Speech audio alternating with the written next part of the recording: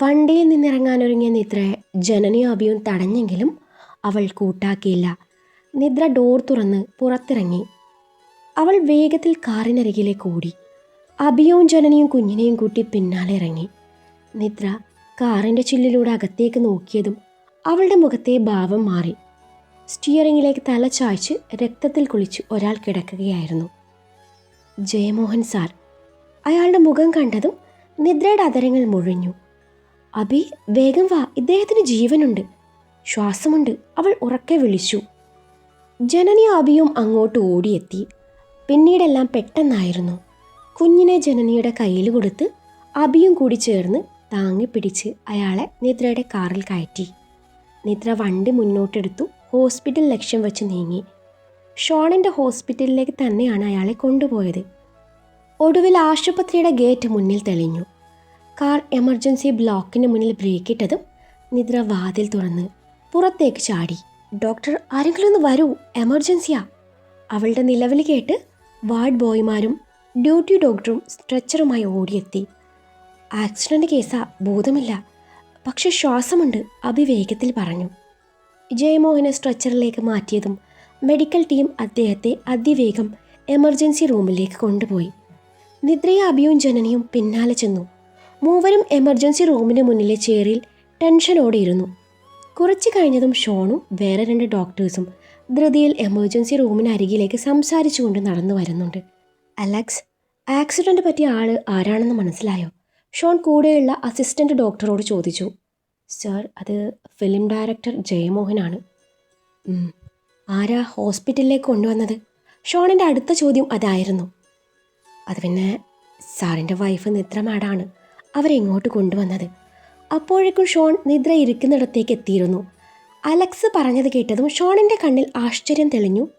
മുന്നോട്ട് നടക്കുന്നതിനിടയിൽ ഷോൺ നിദ്രയൊന്ന് നോക്കി. കൂട്ടത്തിൽ ജനനിയുടെ കയ്യിലിരിക്കുന്ന ആഷ്നെയും അവൻ നോക്കി. പെട്ടെന്ന് തന്നെ നോട്ടം മാറ്റി.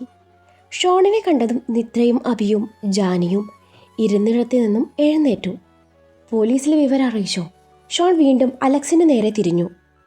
അറിയിച്ചിട്ടുണ്ട്, അലക്സ് മറുപടി പറഞ്ഞു. ഒന്നമർത്തി മൂളിയ ഷോൺ എമർജൻസി റൂമിന് അകത്തേക്ക് നടന്നു. ഷോൺ തന്നെ ശ്രദ്ധിക്കാതെ കടന്നു പോയത് നിദ്രയുടെ നെഞ്ചിൽ ഒരു ചെറിയ വേദനയായി പതിഞ്ഞു. അവൾ അറിയാതെ തന്നെ തൻ്റെ വിരലുകൾ തമ്മിൽ കോർത്തു പിടിച്ചു.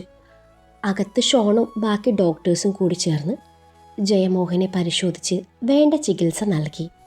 സമയം ഇഴഞ്ഞു നീങ്ങുകയായിരുന്നു.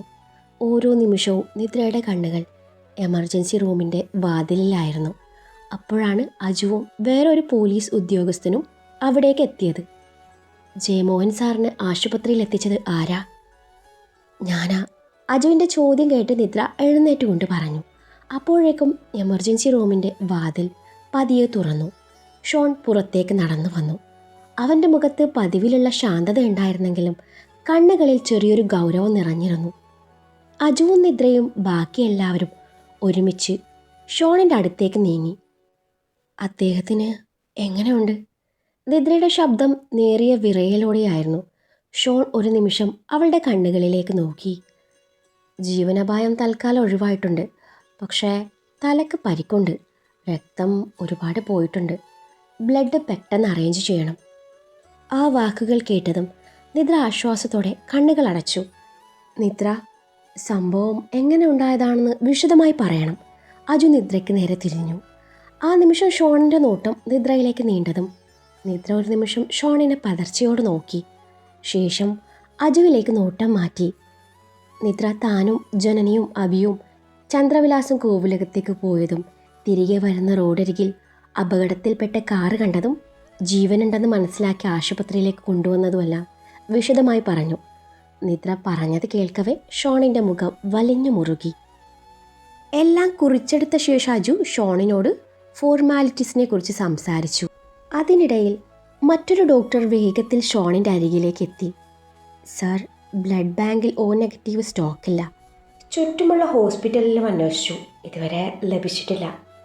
ആ വാക്കുകൾ കേട്ടതും നിദ്ര ഒരു നിമിഷം പോലും ആലോചിച്ചില്ല. എൻ്റെ ബ്ലഡ് O നെഗറ്റീവാ, ഞാൻ ബ്ലഡ് കൊടുക്കാം. എല്ലാവരുടെയും നോട്ടം അവളിലേക്ക് നീണ്ടു. കുഞ്ഞുള്ളതുകൊണ്ട് നിദ്ര ബ്ലഡ് കൊടുക്കുന്നതിൽ ഷോണിന് അത്ര താല്പര്യമില്ലായിരുന്നു. എങ്കിലും അവൻ അന്നേരം ഒന്നും മിണ്ടിയില്ല. നിത്തു അത് വേണോ? ജനനി ആശങ്കയോടെ ചോദിച്ചു. ഒരു ജീവൻ രക്ഷിക്കാൻ കഴിയെങ്കിൽ അതിലും വലിയ കാര്യമില്ല ജാനി. അവളുടെ ഉറച്ച ശബ്ദം കേട്ട് ഷോൺ കുറച്ചു നേരം അവളെ തന്നെ നോക്കി നിന്നു. നഴ്സ്, നിദ്രയുടെ സാമ്പിൾ എടുത്ത് ഉടനെ ക്രോസ് മാച്ചിന് അയക്കൂ. Yes sir. നഴ്സ് നിദ്രയും കൂട്ടി ലാബിലേക്ക് നടന്നു. കുറച്ച് മിനിറ്റുകൾക്ക് ശേഷം റിപ്പോർട്ടുമായി ലാബ് ടെക്നീഷ്യൻ എത്തി. സർ. യെസ്. മാഡത്തിൻ്റെ ബ്ലഡ് ഗ്രൂപ്പ് O നെഗറ്റീവ് തന്നെയാണ്, പക്ഷേ ക്രോസ് മാച്ച് കമ്പാറ്റബിൾ അല്ല. ഈ സമയത്ത് അവരുടെ ബ്ലഡ് നൽകാൻ കഴിയില്ല. ഒരു നിമിഷം എല്ലാവരും ഞെട്ടി. എന്താ, രണ്ടുപേരുടെയും ബ്ലഡ് ഗ്രൂപ്പ് ഒന്ന് തന്നെയല്ലേ? അഭി അത്ഭുതത്തോടെ ചോദിച്ചു.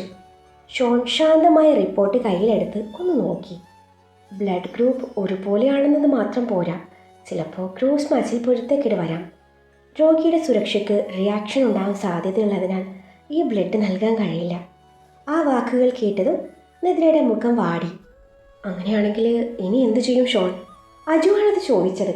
ഷോൺ ഒരു നിമിഷം മിണ്ടാതെ നിന്നു. പിന്നെ തൻ്റെ കയ്യിലെ വാച്ച് അഴിച്ചു മാറ്റി പോക്കറ്റിലിട്ടു. എൻ്റെ ബ്ലഡ് ഗ്രൂപ്പും O നെഗറ്റീവാണ്. എല്ലാവരും ഒരുപോലെ അവനെ നോക്കി. നിദ്രയ്ക്ക് അറിയാമായിരുന്നു അവനും O നെഗറ്റീവാണെന്ന കാര്യം. നേഴ്സ്, എൻ്റെ സാമ്പിളും ഉടൻ ക്രോസ് മാച്ചിന് അയക്കൂ, ഷോൺ പറഞ്ഞു. Yes sir.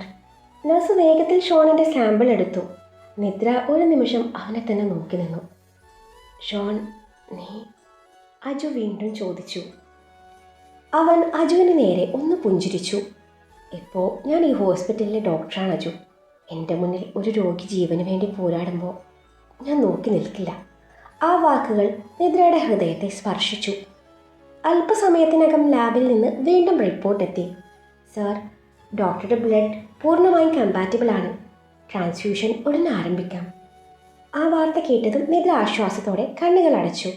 ഷോൺ ഒരു നിമിഷം പോലും വൈകാതെ ഡോണർ റൂമിലേക്ക് നടന്നു. അവൻ അകത്തേക്ക് പോകുമ്പോൾ അറിയാതെ നിദ്രയുടെ ചുണ്ടുകൾ മന്ത്രിച്ചു. ദൈവമേ, രണ്ടുപേരെയും കാത്തോളണേ. ഷോണിൽ നിന്നും രക്തം സ്വീകരിച്ച ബാഗ് ഏതാനും മിനിറ്റുകൾക്കകം ജയമോഹൻ്റെ ബെഡിനരികിലെത്തി. ഓരോ തുള്ളി രക്തവും അദ്ദേഹത്തിൻ്റെ ശരീരത്തിലേക്ക് ഒഴുകി തുടങ്ങുമ്പോൾ പുറത്തുനിന്ന് നിൽക്കുന്ന നിദ്രയുടെ പ്രാർത്ഥനയും കൂടുതൽ ശക്തമായി. ബ്ലഡ് നൽകിയ ജയമോഹൻ്റെ ജീവന് അപകടമൊന്നുമില്ലെന്ന് ഉറപ്പാക്കി ഷോൺ പുറത്തിറങ്ങി. അപ്പോഴേക്കും ജയമോഹൻ്റെ ബന്ധുക്കളൊക്കെ എത്തിയിരുന്നു. കാര്യങ്ങളൊക്കെ അറിഞ്ഞതും അവരൊക്കെ നിദ്രയോടും ഷോണിനോടും നന്ദി പറഞ്ഞു. അപ്പോഴും ഷോൺ ഗൗരവത്തിലായിരുന്നു. കഴിഞ്ഞ ദിവസത്തെ പിണക്കം അവൻ്റെ മനസ്സിൽ ഇപ്പോഴും ഉണ്ടായിരുന്നു. അതിനു പുറമെ കോവിലകത്തേക്ക് പറയാതെ പോയതിൻ്റെ ദേഷ്യവും. ഷോൺ മുന്നോട്ട് നടക്കാൻ നേരം അവളുടെ കയ്യിൽ നിന്നും കുഞ്ഞ് അവൻ്റെ മേലേക്ക് ചാടാൻ ശ്രമിച്ചതും ഷോണിന് കുഞ്ഞിനെ കണ്ടില്ലെന്ന് നടിക്കാൻ തോന്നിയില്ല. ഷോൺ ഒരു നിമിഷം കുഞ്ഞിനെ നോക്കി നിന്നു. കുഞ്ഞാവേ, നിൻ്റെ അമ്മയാ പറയുന്നത്, പോവരുതേ. പപ്പ അമ്മയോട് പിണക്കാം.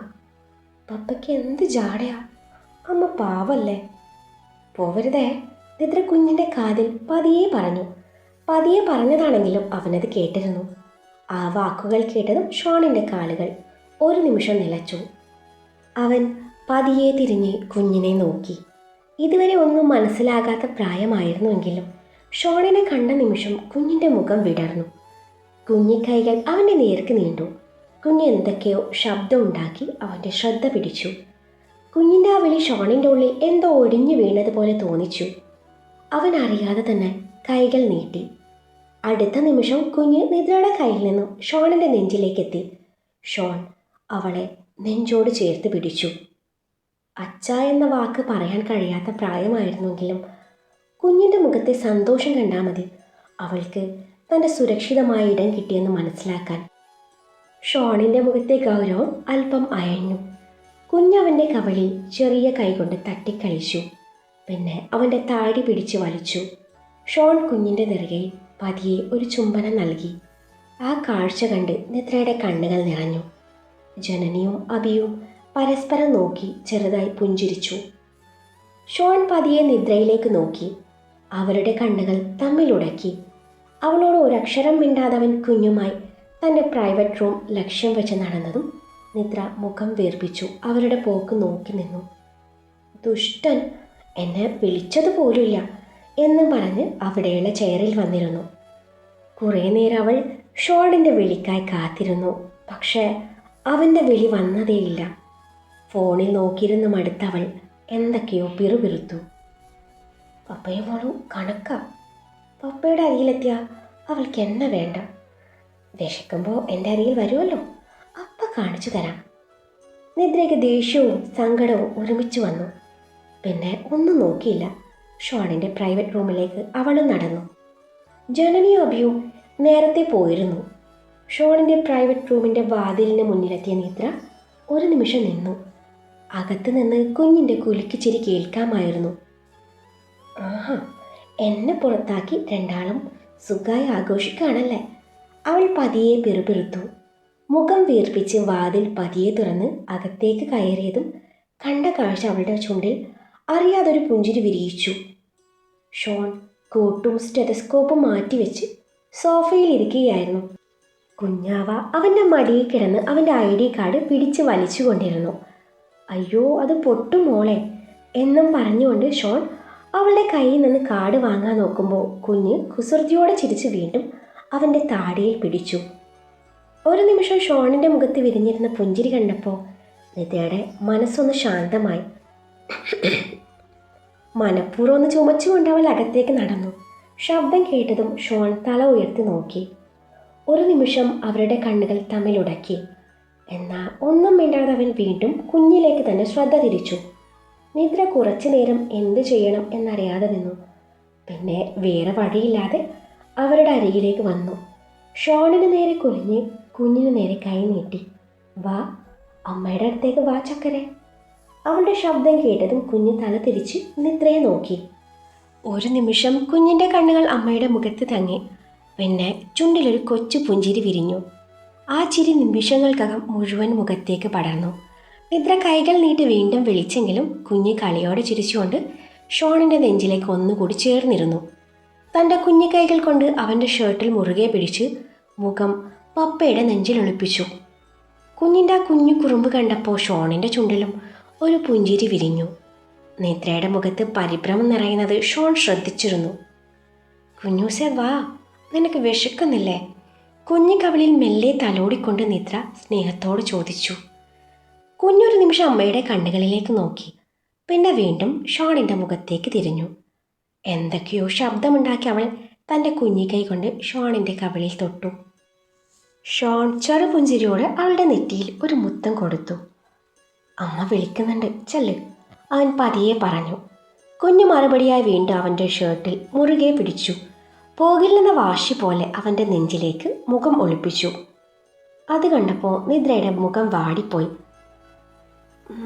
ഇപ്പോൾ പപ്പയെ മാത്രം വേണ്ടു അല്ലേ? അവൾ പരിഭവത്തോടെ പിറുപിറുത്തു. ആ ശബ്ദത്തിലെ സങ്കടം ഷോണിന് വ്യക്തമായി കേൾക്കാമായിരുന്നു.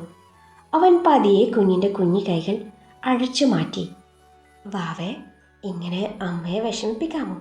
അവൻ കുഞ്ഞിൻ്റെ മൂക്കിൽ മെല്ലെ തൊട്ടുകൊണ്ട് ചോദിച്ചു. കുഞ്ഞു കുസൃതിയോടെ ചിരിച്ചെങ്കിലും വീണ്ടും അവൻ്റെ കഴുത്തിൽ ചുറ്റി പിടിച്ചു. ഷോൺ ഒരു നിമിഷം നിദ്രയെ നോക്കി. അവളുടെ കണ്ണുകളിൽ ഒളിഞ്ഞിരുന്ന വിഷമം അവന് വ്യക്തമായി കാണാമായിരുന്നു. ആ നേരത്താണ് ഷോണിൻ്റെ കണ്ണുകൾ വഴിമാറി സഞ്ചരിക്കുന്നത്. കുനിഞ്ഞു നിൽക്കുന്നതിനാൽ അവളുടെ സാരി മാറി നിന്നും സ്ഥാനം മാറി കിടക്കുന്നുണ്ട്. ഷോണിൻ്റെ നോട്ടം പെട്ടെന്ന് വഴിമാറിയത് നിദ്ര ശ്രദ്ധിച്ചില്ല. കുനിഞ്ഞു നിൽക്കുന്നതിനാൽ അവളുടെ സാരിയുടെ പല്ലും അല്പം വഴുതി മാറിയിരുന്നു. അത് കണ്ട ഷോൺ ഒരു നിമിഷം കണ്ണടച്ച് ദീർഘമായി ശ്വാസമെടുത്തു. പിന്നെ ഉടൻ തന്നെ മുഖം തിരിച്ചു. നിദ്ര ഇതൊന്നും അറിയാതെ അവൻ്റെ മടിയിലിരിക്കുന്ന കുഞ്ഞിനെ ഇക്കിളി കൂട്ടി ചിരിപ്പിക്കുന്നുണ്ട്. എത്ര ശ്രദ്ധ തിരിച്ചാലും അവൻ്റെ കണ്ണുകൾ പിന്നെയും അവിടെ എത്തി നിന്നു. ഇനിയും ഇത് തുടർന്ന കയ്യിൽ നിന്ന് പോകുമെന്ന് അവൻ അറിയാമായിരുന്നു. അത്ര പെട്ടെന്ന് അവളോട് ക്ഷമിക്കാൻ അവനൊരുക്കമല്ലായിരുന്നു. നിദ്ര, അവൻ്റെ തൊണ്ടയിൽ നിന്ന് ആ വിളി ഏതാണ്ട് അടർന്നു വീഴുകയായിരുന്നു. എന്താ? അവൾ ശിരസുയർത്തി അവനെ നോക്കി. പെട്ടെന്നുള്ള ആ നോട്ടത്തിൽ അവളുടെ കണ്ണുകൾ വീണ്ടും അവൻ്റെ കണ്ണുകളുമായി കോർത്തു. ആ ആഴമുള്ള നോട്ടത്തിൽ നിദ്രയുടെ ഉള്ളം നിറഞ്ഞു. ആ കണ്ണുകളിലെ എന്തോ ഒരു മാറ്റം അവൾ തിരിച്ചറിഞ്ഞു. പെട്ടെന്നാണ് താൻ നിൽക്കുന്ന ഭാവം അവൾ ശ്രദ്ധിക്കുന്നത്. കുനിഞ്ഞു നിൽക്കുന്ന അവളുടെ മാറിൽ നിന്നും സാരിയുടെ പല്ല് പൂർണ്ണമായും വഴുതി മാറിയിരുന്നു എന്നവൾ ഞെട്ടലോടെ മനസ്സിലാക്കി. അവളുടെ മുഖം നാണം കൊണ്ടും പെട്ടെന്നുള്ള പരിഭ്രമം കൊണ്ടും ചുവന്നു തുടുത്തു. നീ മോളെ ഒന്നെടുത്തേ. ശാന്തമായ ശബ്ദത്തിൽ പറഞ്ഞുകൊണ്ട് ഷോൺ കുഞ്ഞിനെ പതിയെ നിദ്രയുടെ കൈകളിലേക്ക് നൽകി. ആദ്യം അല്പം മടിച്ചെങ്കിലും അമ്മയുടെ നെഞ്ചിലെ ചൂടറിഞ്ഞതോടെ കുഞ്ഞു നിദ്രയുടെ തോളിലേക്ക് തല ചായ്ച്ചു. നിദ്ര കുഞ്ഞുമായി ആ മുറിയിലെ ബെഡിനരികിലേക്ക് നടന്നു. കുഞ്ഞിനെ ബെഡിൽ കിടത്തി ഉടുത്തിരുന്ന സാരി മാറിൽ നിന്നും മുഴുവനായി നീക്കി കുഞ്ഞ് പാല് കുടിക്കാൻ ധൃതി കൂട്ടി തുടങ്ങി. തിരക്ക് പിടിക്കാതെ വാവേ, അമ്മ ഇതൊന്ന് എടുത്തോട്ടെ, നിദ്ര കുഞ്ഞിനോട് പറയുന്നുണ്ട്. അപ്പോഴാണ് തന്നോട് പിണങ്ങി നിൽക്കുന്ന ഒരാൾ കൂടി ആ മുറിയിലുണ്ടല്ലോ എന്നവൾ ഓർക്കുന്നത്. അവളുടെ നോട്ടം അവനിലേക്ക് നീണ്ടു. അവൻ അന്നേരം അമ്മയുടെയും മോളുടെയും ചേഷ്ടകൾ വീക്ഷിച്ചുകൊണ്ട് സോഫയിൽ തന്നെ ഇരിക്കുവാണ്. അത് ശരി, അപ്പോൾ അവിടെ ഇരുന്ന് സീൻ പിടിക്കുക അല്ലേ എന്ന് മനസ്സിൽ പെറുപിറുത്തുകൊണ്ട് നിദ്ര ചെറുതായി മുഖം വീർപ്പിച്ചു. കുഞ്ഞ് ചെറിയ ശബ്ദം ഉണ്ടാക്കി വീണ്ടും ധൃതി കൂട്ടി തുടങ്ങി. പപ്പയുടെ കൂടെ ആയിരുന്നപ്പോൾ ഈ വിശപ്പൊന്നും കണ്ടില്ലല്ലോ. അതിനിടയിൽ അവൾ കുഞ്ഞിനോടും പറയുന്നുണ്ട്. കുഞ്ഞ് അതൊന്നും ശ്രദ്ധിക്കാതെ ചെറിയ കൈകൾ കൊണ്ട് അമ്മയുടെ സാരിയിൽ പിടിച്ചു വലിച്ചു വീണ്ടും ചെറിയ ശബ്ദം ഉണ്ടാക്കി. നിദ്ര പതിയെ ബ്ലൗസിൻ്റെ ഹുക്ക് അഴിച്ച് കുഞ്ഞിനെ നെഞ്ചോട് ചേർത്തു. അടുത്ത നിമിഷം കുഞ്ഞ് ആർത്തിയോടെ പാല് കുടിക്കാൻ തുടങ്ങി. ആ കാഴ്ച കണ്ട ഷോൺ അറിയാതെ തന്നെ മുഖം മറുവശത്തേക്ക് തിരിച്ചു. അവളെ ബഹുമാനിച്ചുള്ള ആ ചെറിയ നോട്ടമാറ്റം നിദ്രയുടെ കണ്ണിൽ നിന്നും മാഞ്ഞില്ല. അവളുടെ ചുണ്ടിൽ അറിയാതെ ഒരു മൃദു പുഞ്ചിരി വിരിഞ്ഞു. ഇപ്പോഴെങ്കിലും സീൻ പിടിക്കുന്നത് നിർത്തിയല്ലോ, അവൾ പതിയെ പിറുപിറുത്തു. എന്താ പറഞ്ഞേ? ഷോൺ കേട്ടില്ലെന്ന ഭാവത്തിൽ ചോദിച്ചു. ഒന്നുമില്ല, നിദ്ര വേഗം മറുപടി പറഞ്ഞു. മുറിയിൽ വീണ്ടും നിശബ്ദത നിറഞ്ഞു. കുഞ്ഞിൻ്റെ പാല് കുടിക്കുന്ന ചെറിയ ശബ്ദം മാത്രം അവിടം മുഴങ്ങി കേട്ടു. അല്പസമയം കഴിഞ്ഞതും കുഞ്ഞ് വിശപ്പടക്കി അമ്മയുടെ നെഞ്ചിൽ കവിൾ ചേർത്ത് കണ്ണുകൾ പതിയെ അടക്കാൻ തുടങ്ങി. ആ കാഴ്ചയിൽ നിന്ന് ഷോണിന് കണ്ണടിക്കാൻ കഴിഞ്ഞില്ല. ആ കാഴ്ചയിൽ അവൻ്റെ മുഖത്തെ ദേഷ്യത്തിൻ്റെ അവസാനത്തെ നിഴല് പോലും പതിയെ അലിഞ്ഞുപോയി. കുഞ്ഞിനോടൊപ്പം അമ്മയും ഉറങ്ങുവാണെന്ന് കണ്ടതും ഷോൺ പതിയെ എഴുന്നേറ്റ് അവളുടെ അരികിലേക്ക് നടന്നു. അവളുടെ കാലിനടിയിൽ ഇക്കിളി കൂട്ടിയതും നിദ്ര ഒന്ന് ഞെട്ടിക്കണ്ണു തുറന്നു. മുന്നിൽ നിൽക്കുന്ന ഷോണിനെ കണ്ടത് അവൾ വേഗത്തിൽ കുഞ്ഞിനെ മാറി നിന്ന് പതിയെ മാറ്റിക്കിടത്തി. സാരിയുടെ അറ്റം തിടുക്കത്തിൽ നേരെയാക്കി എഴുന്നേൽക്കാൻ ശ്രമിക്കുമ്പോഴേക്കും ഷോണിൻ്റെ ഗൗരവം നിറഞ്ഞ ശബ്ദം കേട്ടു. എനിക്ക് വിശക്കുന്നുണ്ട്, ഞാൻ ഉച്ചക്കൊന്നും കഴിച്ചില്ല, നീ വരുന്നുണ്ടോ? എനിക്ക് വേണ്ട. അവളും ഉച്ച മുതൽ ഒന്നും കഴിച്ചിരുന്നില്ല. എന്നാലും അവനോടുള്ള ദേഷ്യത്തിൽ അവൾ വേണ്ടെന്ന് പറഞ്ഞു. അവൾ പറഞ്ഞത് കേട്ടതും ഷോൺ കൂടുതലൊന്നും പറയാതെ പുറത്തേക്ക് നടന്നു. ദുഷ്ടൻ, ഞാൻ വേണ്ടെന്ന് പറഞ്ഞപ്പോൾ അപ്പം തന്നെ ഇറങ്ങിപ്പോയിരിക്കുന്നു. ഒന്ന് നിർബന്ധിക്കായിരുന്നില്ലേ? പിന്നെന്തിനാ എന്നെ വിളിച്ചുണർത്തിയ എന്നും പിറുപിറുത്തു ബെഡിൽ മുഖം പൂഴ്ത്തി കിടന്നു. അരമണിക്കൂറിന് ശേഷം അവൻ കഴിച്ചു തിരികെ വരുമ്പോൾ അവൻ്റെ കയ്യിൽ അവൾക്കുള്ള ഫുഡ് കൂടി ഉണ്ടായിരുന്നു. അന്നേരം അവൾ വാശി കാണിക്കാൻ നിന്നില്ല. അന്നമാണ് എൻ്റെ ഉന്നം എന്നും പറഞ്ഞവൾ ഭക്ഷണം കഴിച്ച് പിന്നെയും മുഖം വീർപ്പിച്ചിരുന്നു.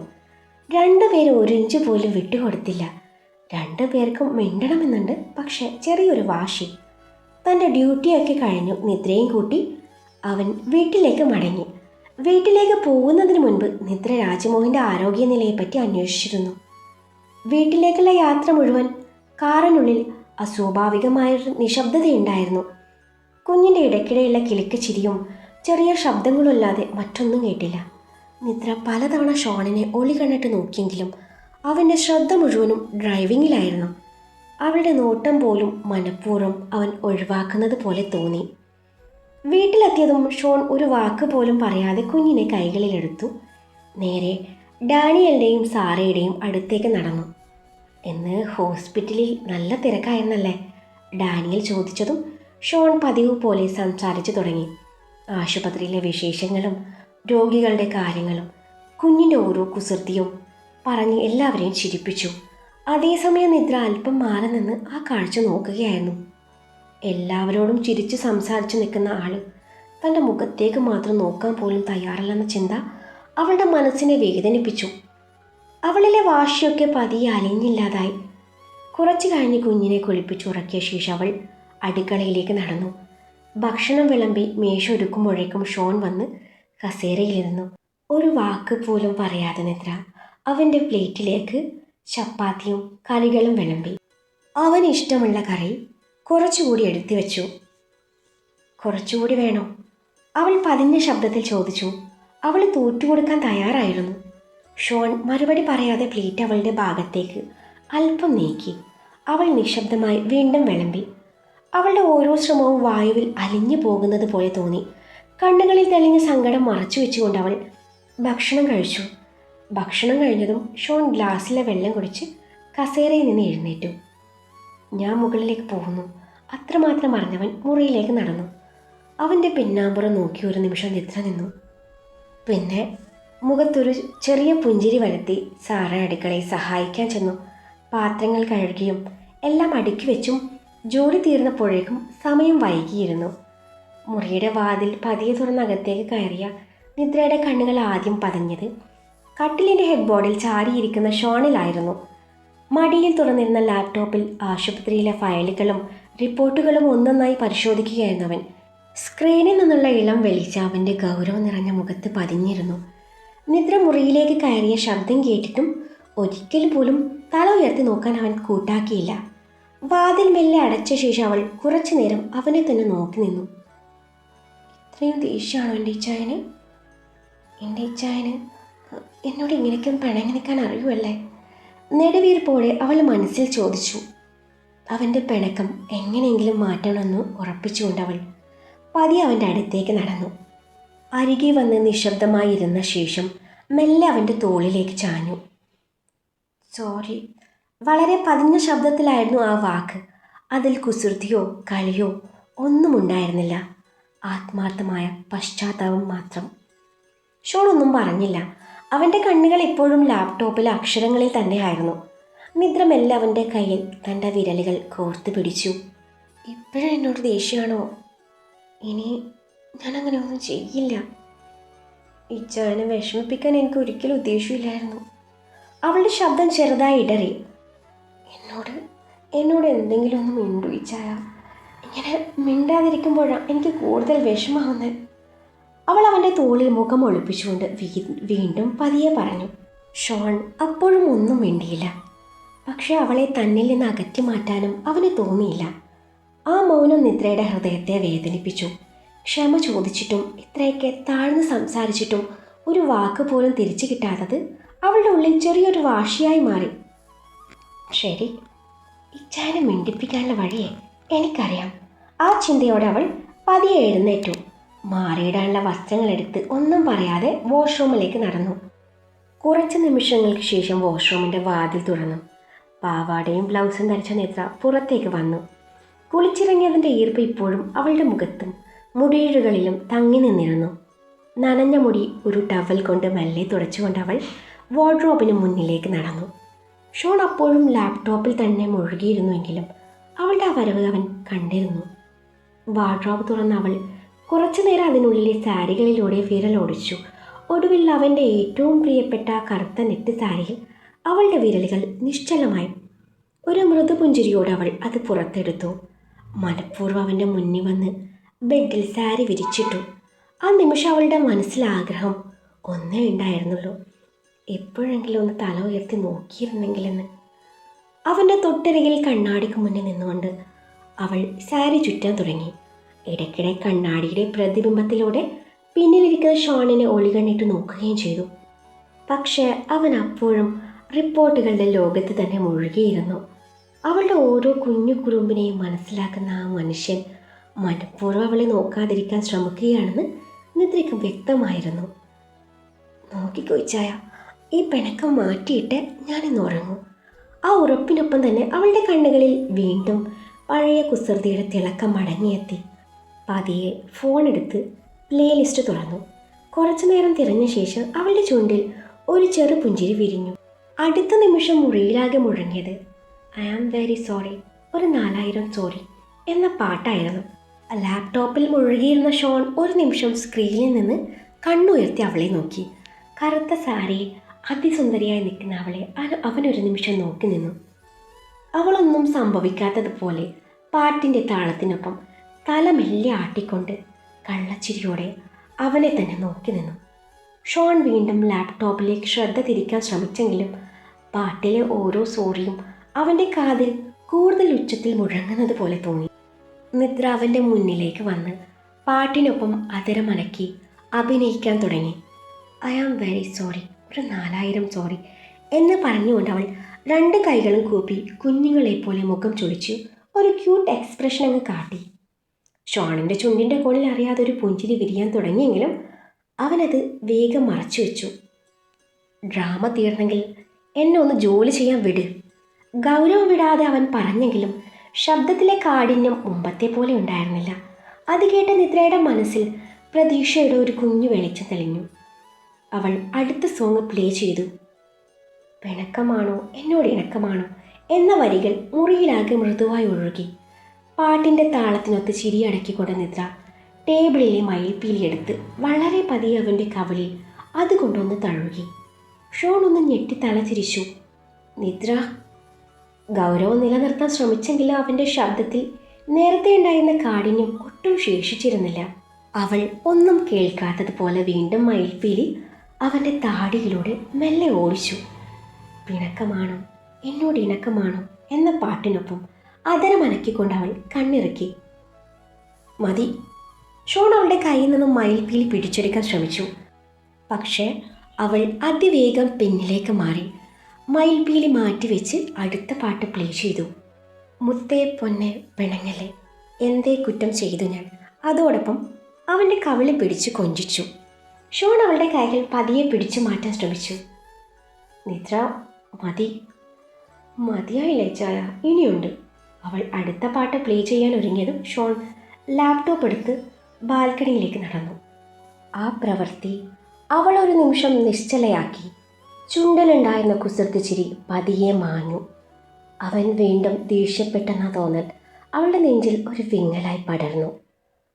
ഇത്രയും ചെയ്തിട്ടും ഇപ്പോഴും ക്ഷമിച്ചില്ലേ? അവൾ സ്വയം പതിയെ ചോദിച്ചു. ഇതേ സമയം ബാൽക്കണിയിലേക്ക് നടന്നു വന്ന ഷോൺ ഒരു ദീർഘനിശ്വാസം വിട്ടു. രാത്രിക്കാറ്റ് മുഖത്തേക്ക് വീശിയെങ്കിലും ഉള്ളിൽ അസ്വസ്ഥത മാത്രം അടങ്ങിയില്ല. ലാപ്ടോപ്പ് കയ്യിൽ തന്നെ ഉണ്ടായിരുന്നു. സ്ക്രീനിൽ തുറന്നു കിടന്ന റിപ്പോർട്ടുകളിലേക്ക് കണ്ണുകൾ പതിപ്പിക്കാൻ ശ്രമിച്ചെങ്കിലും അക്ഷരങ്ങളൊന്നും മനസ്സിലേക്ക് കയറുന്നില്ല. പകരം മനസ്സിൽ വീണ്ടും വീണ്ടും തെളിഞ്ഞത് മുറിക്കുള്ളിൽ ആ കുസൃതി പെണ്ണിൻ്റെ മുഖമായിരുന്നു. ഐ ആം വെരി സോറി, ഒരു 4000 സോറി. അവൾ കൈകൾ കൂപ്പി നിന്ന മുഖം. പിണക്കമാണോ എന്നോട് ഇണക്കമാണോ? അവൾ മയിൽപ്പീൽ കൊണ്ട് കവിളിൽ തഴുകിയ ആ നിമിഷം. മുത്തേ പൊന്നെ പിണങ്ങലെ എന്നും പാടിക്കൊണ്ട് കവിളിൽ പിടിച്ച് കൊഞ്ചിച്ച കുഞ്ഞു സ്വരം എല്ലാം അവൻ്റെ മനസ്സിൽ വ്യക്തമായി മുഴങ്ങിക്കൊണ്ടിരുന്നു. അറിയാതെ തന്നെ അവൻ്റെ ചുണ്ടുകളിൽ ഒരു ചെറു പുഞ്ചിരി വിരിഞ്ഞു. ഈ പെണ്ണ്, പതി അവൻ സ്വയം പറഞ്ഞു.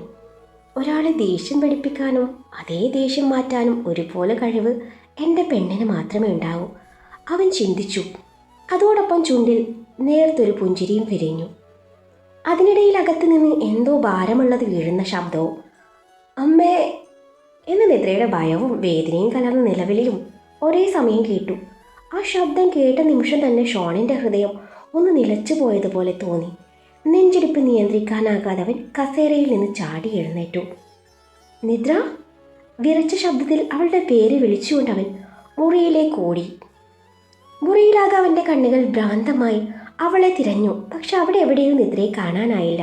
അപ്പോഴാണ് വാഷ്റൂമിൻ്റെ വാതിൽ പാതി ചാരിയ നിലയിൽ കിടക്കുന്നതും അകത്ത് ലൈറ്റ് തെളിഞ്ഞിരിക്കുന്നതും അവൻ്റെ ശ്രദ്ധയിൽപ്പെട്ടത്. ഒരു നിമിഷം പോലും പാഴാക്കാതെ അവൻ വാതിൽ തുറന്ന് അകത്തേക്ക് കയറി. നിദ്ര. ഭയവും പരിഭ്രാന്തിയും കലർന്ന ശബ്ദത്തിൽ അവൻ വിളിച്ചു. പക്ഷെ അടുത്ത നിമിഷം അവൻ്റെ ചുവടുകൾ നിശ്ചലമായി. വാഷ്റൂമിൻ്റെ നടുവിൽ വടി പോലെ നിൽക്കുകയായിരുന്നു നിദ്ര. മുഖം നിറയെ കുസൃതി ചിരി. കൈകൾ പിന്നിൽ കെട്ടിപ്പിടിച്ചു. ഒന്നും സംഭവിച്ചിട്ടില്ലെന്ന ഭാവത്തിൽ അവൾ അവനെ തന്നെ നോക്കിക്കൊണ്ടിരുന്നു. ഷോണിൻ്റെ നെഞ്ചിടിപ്പ് അപ്പോഴും ശമിച്ചിരുന്നില്ല. ഒരു നിമിഷം മുൻപ് വരെ ജീവൻ തന്നെ നഷ്ടമായെന്ന ഭയമായിരുന്നു അവനെ പിടിച്ചുലച്ചത്. ആ ഭയം മാറിയപ്പോൾ അതിൻ്റെ സ്ഥാനത്ത് ദേഷ്യവും ആശ്വാസവും കലർന്നൊരു വികാരം നിറഞ്ഞു. ഇതാണോ നിന്റെ കളി? പല്ല് കടിച്ചുകൊണ്ട് അവൻ ചോദിച്ചു. നിദ്ര ചുണ്ട് കടിച്ചു മെല്ലെ ചിരിച്ചു. ഇച്ചായൻ എന്നോട് മിണ്ടുന്നില്ലല്ലോ, അതുകൊണ്ട് ഒന്ന് പേടിപ്പിച്ചതാ. അത് കേട്ടതും ഷോണിൻ്റെ മുഖം ഒന്നുകൂടി മുറുകി. നിനക്കറിയോ ഞാൻ എത്രത്തോളം പേടിച്ചെന്ന്? അവൻ്റെ ശബ്ദത്തിലെ വിറയൽ കേട്ടപ്പോൾ നിദ്രയുടെ ചിരി മാഞ്ഞു. അപ്പോഴാണ് അവൾക്ക് തൻ്റെ ചെറിയ കുസൃതി അവനെ എത്രത്തോളം വേദനിപ്പിച്ചെന്ന് മനസ്സിലായത്. ഇച്ചായ ഞാൻ അവൾ പറഞ്ഞു തീർക്കും മുൻപേ ഷോൺ ഒറ്റയടിക്ക് അവളുടെ അടുത്തെത്തി ഇരു കൈകളും കൊണ്ട് അവളുടെ തോളിൽ പിടിച്ചു. ഇനി ഇനി ഒരിക്കലും ഇങ്ങനെയൊരു കളി എൻ്റെ മുന്നിൽ കാണിക്കരുത്. ഒരു നിമിഷം ഞാനങ്ങ് ഇല്ലാണ്ടായി. അവൻ്റെ കണ്ണുകളിലെ ഭയവും സ്നേഹവും ഒരുമിച്ച് കണ്ടപ്പോൾ നേത്രയുടെ കണ്ണുകളും നിറഞ്ഞു. സോറി ചായ, അവൾ പതിഞ്ഞ ശബ്ദത്തിൽ പറഞ്ഞു. മറുപടിയായി ഒന്നും പറയാതെ ഷോൺ കാറ്റിലും വേഗത്തിൽ അവിടെ നിന്ന് ഇറങ്ങി നടന്നു. നിദ്രയ്ക്ക് കരച്ചിൽ വന്നു. അവൻ്റെ പിണക്കം മാറ്റാൻ നോക്കിയിട്ട് ഇപ്പോൾ ഇരട്ടി ദേഷ്യമായല്ലോ. അത് മനസ്സിൽ പറഞ്ഞവൾ മുറിയിലേക്ക് നടന്നു. അന്നേരം ഷോൺ ബെഡിൽ കണ്ണടച്ച് കിടന്നിട്ടുണ്ട്. അവൾ അവൻ്റെ അരികിൽ ചെന്ന് കിടന്നു. അവൻ്റെ അരികിൽ പതിയെ ചെന്ന് കിടന്നെങ്കിലും ഷോണിൽ നിന്ന് യാതൊരു പ്രതികരണവും ഉണ്ടായില്ല. ഉറങ്ങിയതുപോലെ തോന്നുമെങ്കിലും അവൻ്റെ നെഞ്ചിൻ്റെ ഉയർച്ച താഴ്ചകളിലും മുറുകിയ താടിയിലും പറഞ്ഞു തന്നു ഉറക്കം അവന് തൊട്ടിട്ടില്ലെന്ന്. നിദ്ര പതിയെ അവൻ്റെ മുഖത്തേക്ക് നോക്കി. ആ മുഖത്ത് ഇപ്പോഴും മായാത്ത ഭയത്തിൻ്റെ നിഴൽ അവൾക്ക് വ്യക്തമായി കാണാമായിരുന്നു. അത് കണ്ടപ്പോൾ അവളുടെ ഹൃദയം വേദനിച്ചു. ഇച്ചായ, സോറി, ഞാൻ അറിയാതെ. ഐ ലവ് യു ഇച്ചായ. വീണെ ഞാൻ അടിച്ചു, അല്ലാതെ എന്നോട് ഇങ്ങനെ മിണ്ടാതിരിക്കല്ലേ, അവൾ പതിഞ്ഞ സ്വരത്തിൽ പറഞ്ഞു. അവളുടെ വേദന നിറഞ്ഞ വാക്കുകൾ അവനിലെ ദേഷ്യം പതിയെ അലിയിച്ചു കളഞ്ഞെങ്കിലും അവൻ കണ്ണു തുറന്നില്ല. അവനരികിൽ ചേർന്ന് കിടന്ന് അവൻ്റെ മുഖം മുഴുവൻ ചുംബനങ്ങൾ കൊണ്ട് പൊതിഞ്ഞു. നിർത്താതെ അവൾ അവനെ ചുംബിച്ചുകൊണ്ടേയിരുന്നു. എന്നോട് മിണ്ടാതെ ഞാൻ ഈ ചുംബന സമരം നിർത്തില്ല. നേരം വെളുക്കും വരെ ഉമ്മിക്കും. എവിടെ മാത്രമല്ല, നിങ്ങളുടെ എവിടേക്കോ ഉമ്മിക്കും. ശരിക്കും ഉമ്മിക്കുവേ. അവളുടെ ഒരൊറ്റ ഡയലോഗിൽ ഇത്രയും നേരം അടക്കി പിടിച്ചു നിന്നതൊക്കെ ഒരിളം പുഞ്ചിരിയായി അവൻ്റെ ചുണ്ടിൽ തെളിഞ്ഞു. അത് കണ്ടതും നിദ്രയുടെ മുഖം വിടർന്നു. ഷോൺ കണ്ണ് തുറക്കാതെ തന്നെ അവളെയും കൊണ്ട് ഒന്ന് മറിഞ്ഞു. അവളിപ്പോൾ അവൻ്റെ കീഴെയാണുള്ളത്. അവൻ അവളുടെ മുഖത്തേക്ക് നോക്കി. കഴിഞ്ഞോ നിന്റെ പ്രകടനം? നിദ്ര ഒന്നും മിണ്ടിയില്ല. നീ എന്താ പറഞ്ഞേ? നിന്നെ അടിച്ചോന്നോ? അടിക്കട്ടെ. അപ്പോഴും അവളൊന്നും മിണ്ടിയില്ല. എന്താ ഒന്നും മിണ്ടാത്തേ? നീ പറഞ്ഞല്ലോ എന്നെ എവിടെയൊക്കെ ഉമ്മിക്കുന്നു. എന്നാൽ പിന്നെ അത് നടക്കട്ടെ. എൻ്റെ ബോഡി മൊത്തം കിസ് ചെയ്യണം, പറ്റുമോ? അപ്പോഴും അവൾ മൗനം പാലിച്ചു. ആ, എന്താ ഒന്നും മിണ്ടാത്തേ? ചുംബന സമരം മാറ്റി മൗനവ്രതാക്കിയോ? അവളുടെ കഴുത്തിൽ കാണുന്ന ഞരമ്പിൽ അവൻ അമർത്തി കടിച്ചു. അവളുടെ ചുണ്ടുകളിൽ നിന്ന് വേദനയും അതിലേറെ പ്രണയവും കലർന്നൊരു ചെറിയ ഞരക്കം പുറത്തു വന്നു. ഇത് അന്ന് രാത്രി എൻ്റെ മോൾ അവഗണിച്ചതിനുള്ള ശിക്ഷ. ഇനി അടുത്ത ശിക്ഷ എന്നോട് പറയാതെ മോളെയും കൂട്ടി കോവിലകത്തേക്ക് ചെന്നതിന്. അവളുടെ കാതോരം സ്വകാര്യം പോലെ പറഞ്ഞ് അവൻ അവളുടെ മുഖം മുഴുവൻ കണ്ണോടിച്ചു. അടുത്ത നിമിഷം അവൻ്റെ കണ്ണുകൾ താഴേക്ക് സഞ്ചരിച്ചു. പിന്നടുക്കാതെ സാരി മാറി നിന്നും പതിയെ നീക്കി. ബ്ലൗസിൻ്റെ ആദ്യ 2 ഹുക്ക് അഴിച്ചതും പുറത്തേക്ക് ദൃശ്യമായ അവളിലെ മൃദുലത AC-യുടെ തണുപ്പേറ്റ് ചെറുതായി വിറച്ചു. നാണത്താൽ അവളുടെ കണ്ണുകൾ ഇറുകി അടഞ്ഞിരുന്നു. ഷോൺ തൻ്റെ വിരലുകൾ അവളുടെ മൃദുലതയിലെ വിടവിലൂടെ ഓടിച്ചപ്പോൾ നിദ്ര അറിയാതെ അവൻ്റെ ചുമലിൽ വിരലുകൾ അമർത്തി. അവളുടെ വിറയാർന്ന കൈകൾ അവന് തടസ്സമായി നിന്നു. ലജ്ജയും പ്രണയവും ഒരുപോലെ അവളുടെ കവളുകളിൽ ചുവപ്പ് രാശി പരത്തി. ഹൃദയമിടിപ്പ് വല്ലാതെ കൂടിയിട്ടുണ്ടെന്ന് അവളുടെ മാറുയർന്ന് താഴ്ന്ന വേഗതയിൽ അവന് മനസ്സിലായി. വേണ്ട. നാണം തുളുമ്പിയ ശബ്ദത്തിൽ അവൾ അവൻ്റെ കൈകളിൽ പിടിച്ചു തടയാൻ ശ്രമിച്ചു. എന്നാൽ ഷോൺ അതിനൊന്നും അവസരം കൊടുത്തില്ല. അവളുടെ ചെറുവിരലുകൾ കോർത്ത് പിടിച്ചവൻ തൻ്റെ കൈക്കുള്ളിലാക്കി ബെഡിലേക്ക് അമർത്തി പിടിച്ചു. അവൻ അവളുടെ കണ്ണുകളിലേക്ക് നോക്കി ചുണ്ടിൽ ഒരു വശ്യമായ പുഞ്ചിരിയോടെ പറഞ്ഞു, ഇത് ശിക്ഷയുടെ തുടക്കം മാത്രമാണ്. മിണ്ടാതിരുന്ന് നീ അനുഭവിച്ചേ തീരൂ. അവളുടെ മുഖത്തേക്ക് കൂടുതൽ അടുത്തു ചെന്നുകൊണ്ട് അവളുടെ കവിളുകളിലും താടിയിലും ഒടുവിൽ തുടുത്ത ചുണ്ടിലും അവൻ തൻ്റെ അതരങ്ങൾ പതിപ്പിച്ചു. ആ സ്പർശനത്തിൽ അവളിലെ അവസാന ചെറുത്തുനിൽപ്പും അലിഞ്ഞുപോയി. ഇവിടെ വേണ്ടെങ്കിൽ വേണ്ട, ഞാൻ സ്ഥാനം മാറ്റി പിടിച്ചോളാം. പകുതി തുറന്നു കിടക്കുന്ന അവളുടെ മൃദുലതയിൽ അമർത്തി മുത്തമിട്ട് പറഞ്ഞുകൊണ്ട് അവൻ അവളുടെ വയറിലേക്ക് മുഖം അടുപ്പിച്ചു. വയറിൽ നിന്നും സാരി നീക്കി ചുഴിയിലേക്ക് അവൻ തൻ്റെ ചുണ്ടുകൾ അടുപ്പിച്ചു. ആ മൃദുവായ സ്പർശനത്തിൽ നിദ്രയുടെ ശരീരം ഒന്ന് വെട്ടിവിറച്ചു. കൈകൾ അവൻ്റെ മുടിയിഴകളിൽ കോർത്ത് പിടിച്ചവൾ ആ അനുഭൂതിയിലേക്ക് പൂർണ്ണമായും കീഴടങ്ങി. ചായ. വീണ്ടും അവളുടെ അതരങ്ങളിൽ നിന്ന് ആ വിളി പുറത്തു വന്നു. അതിൽ പ്രണയവും അതിരറ്റ സന്തോഷവും നിറഞ്ഞു നിന്നിരുന്നു. അവളുടെ വയറിൻ്റെ ഓരോ മടക്കുകളിലും ചൂടുള്ള ചുണ്ടുകൾ പതിപ്പിച്ച് ഷോൺ പുതിയൊരു തീരം തേടി യാത്ര തുടർന്നു. അവൻ്റെ ഓരോ ഉമ്മയും അവളിൽ തീർത്തത് വലിയൊരു വിറയലായിരുന്നു. പിന്നാലെയുള്ള അവനിലെ ഓരോ പ്രവൃത്തിയും നിദ്രയിലെ ലജ്ജ ഇരട്ടിപ്പിച്ചു. അവൻ്റെ ചൂടുള്ള നിശ്വാസം എവിടെയോ പതിഞ്ഞ നിമിഷം നിദ്രയുടെ ശരീരം ഒന്ന് പുളഞ്ഞു പോയി. അടുത്ത നിമിഷം അവൻ്റെ പല്ലുകൾ ചെറുതായി ആഴ്ന്നിറങ്ങി. ആ സ്പർശനത്തിൻ്റെ അനുഭൂതിയിൽ അവളുടെ ചുണ്ടുകളിൽ നിന്ന് പ്രണയവും അതിലേറെ തീവ്രമായ നാണവും കലർന്നൊരു ചെറിയ ഞരക്കം പുറത്തു വന്നു. വേണ്ട. അവൻ തൻ്റെ പ്രവൃത്തി തുടരുന്നത് കണ്ടതും നിദ്ര അവനെ തഴഞ്ഞു. അവളിലെ എതിർപ്പുകൾ വകവെക്കാതെ അവനവിടെ ചുംബനമഴ തീർത്തതും നിദ്ര അവനെ തള്ളി മാറ്റി വസ്ത്രം നേരെയിട്ട് ബെഡിൽ നിന്നും എഴുന്നേറ്റ് ഓടാനൊരുങ്ങി. പിന്നാലെ എഴുന്നേറ്റ് ഷോൺ അവളുടെ സാരി തലപ്പിൽ പിടിമുറുക്കി. അഴിഞ്ഞു വീഴാറായ സാരി മുഴുവനായി അഴിച്ചെടുത്ത് അവൾ അവൻ്റെ മേലേക്ക് എറിഞ്ഞു. വാഷ്റൂമിൽ കയറി ഡോർ അടക്കാൻ ഒരുങ്ങി. പിന്നാലെ ഡോർ ഉന്തിത്തള്ളി അവനും വാഷ്റൂമിൽ ഓടിക്കയറി. പാവാടയും ബ്ലൗസും ധരിച്ചു നിൽക്കുന്ന അവൻ വല്ലാത്തൊരു ഭാവത്തോടെ നോക്കി. അവൻ്റെ കണ്ണുകൾ അവളുടെ നെഞ്ചിലേക്ക് നീണ്ടു. അവിടം ഇപ്പോഴും പകുതി തുറന്ന് കിടക്കുന്നുണ്ട്. അവൻ മുന്നോട്ട് ചുവടുകൾ വെച്ചതും അവൾ നാണത്തോടെ ചുവരിന് നേരെ തിരിഞ്ഞു മുഖം ഒളിപ്പിച്ചു. ഷോൺ അവളുടെ അരികിൽ വന്ന് നിന്നു. അവൻ്റെ സാമീപ്യം അവളിലെ നാണവിരം ഇരട്ടിപ്പിച്ചു. നിത്തൂസ്. അവൾ തിരിഞ്ഞു നോക്കിയില്ല. മുല്ലപ്പൂവേ, ഇങ്ങോട്ട് നോക്ക്. ആ വിളി കേട്ടാ അവൾ തിരിഞ്ഞു നോക്കുമെന്ന് അവൻ ഉറപ്പുണ്ടായിരുന്നു. എന്നാൽ അവൾ അതുപോലെ നിന്നു.